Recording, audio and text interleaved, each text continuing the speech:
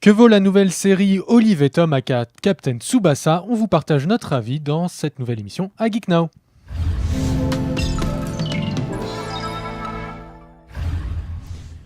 Olive et Tom, ils sont toujours en forme, mais est-ce que 30 ans après, ils ont toujours la gâche vraiment 30 ans déjà. 30 ans, bah ouais, ça commence à remonter. Hein. Merde. On remonte, c'était 80, presque 6 il me semble, ou même 2. Enfin, c'est très loin, moi je m'en rappelle pas, à part le Club Dorothée. Mais il y a une nouvelle série qui débarque sur ADN. Tu as pu voir le premier épisode Erwan.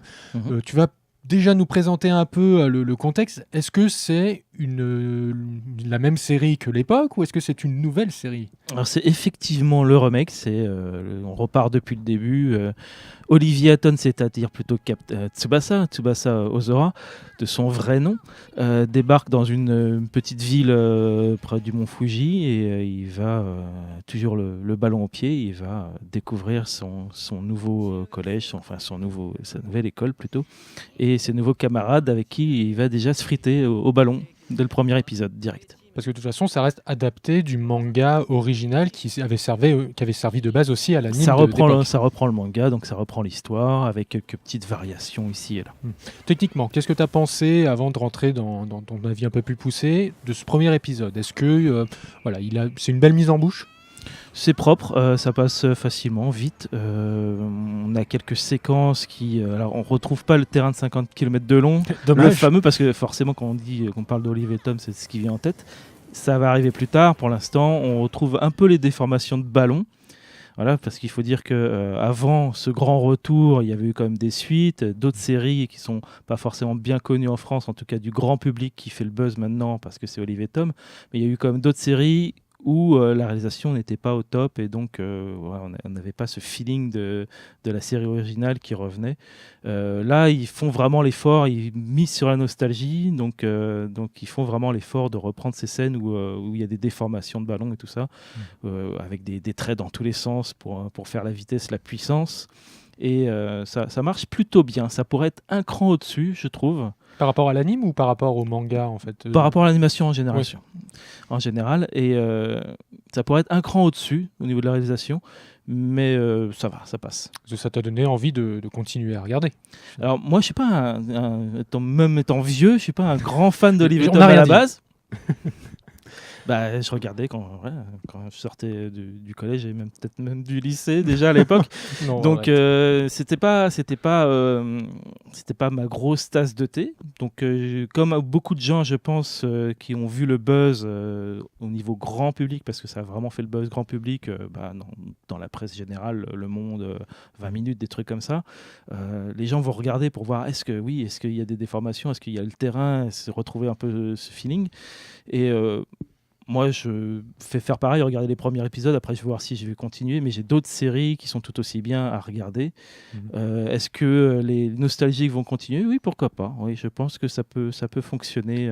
Et la série, elle joue sur ça, sur cette fibre nostalgique? Est-ce qu'elle essaye de forcément rappeler des événements je sais pas, dans des mises en scène qui étaient propres à l'anime d'époque, ou est-ce que c'est vraiment, il fait table rase du passé, à part comme tu dis, les petits traits rapides ou les ballons déformés? Alors, il y a un désir de renouveau. Tu retrouves forcément les personnages, donc tu retrouves forcément Tsubasa, mais aussi ex-Thomas Price, qui s'appelle donc Genzo, Wakabayashi normalement dans l'original, fameux comme Thomas Price, Genzo Wakabayashi, qui est vachement mis en avant alors qu'on sait très bien qu'il va disparaître après. Chut, spoiler. Oh mon Dieu. Peut-être qu'effectivement ils mettent ça en avant pour le public occidental. Enfin, c'est quand même pas tout le monde qui a appelé cette série Olive et Tom. Rappelons que c'était AB Productions probablement qui l'a acheté, qui a regardé un épisode et qui a décidé d'appeler ça comme ça parce qu'il y avait deux personnages qui semblaient être là pour longtemps, mais non.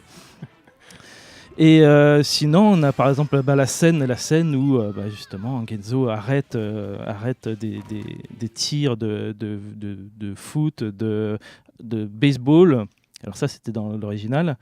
Mais aussi maintenant, carrément, une balle de tennis, un palais de hockey. Alors ça, je pense qu'il faut éviter de le faire parce que c'est quand même super dangereux. Et même un javelot, pas pointu, mais un javelot quand même. Donc ils reprennent tout. Il Téméraire, y a ces des joueurs. il y a des petites variations comme ça, histoire de remettre au goût du jour. Donc c'est pas De juste. booster. Ça me fait penser un peu au Dragon Ball Kai à l'époque. Est-ce que on est dans ce genre-là, juste reproduire non, ça reste quand même un peu d'attirer un nouveau public. C'est plus attirer un nouveau public que de plus d'aller titiller ceux qui connaissent bien l'anime qui était C'est diffusé les dans le deux. club Dorothée. Je trouve que c'est les deux parce que vraiment ils reprennent le design. Il n'y a pas de mise à jour du chara design par exemple. Enfin légèrement. Donc on reconnaît bien les personnages, on reconnaît bien les situations. Ça va changer un peu dans le décor, dans certaines situations. Ils ont par exemple zappé certains personnages. Il y a le personnage féminin qui va peut-être arriver plus tard, mais là du coup ils ont peut-être un peu épuré en fait. Voilà ce premier épisode. On va voir pour la suite. Je pense que tout y sera.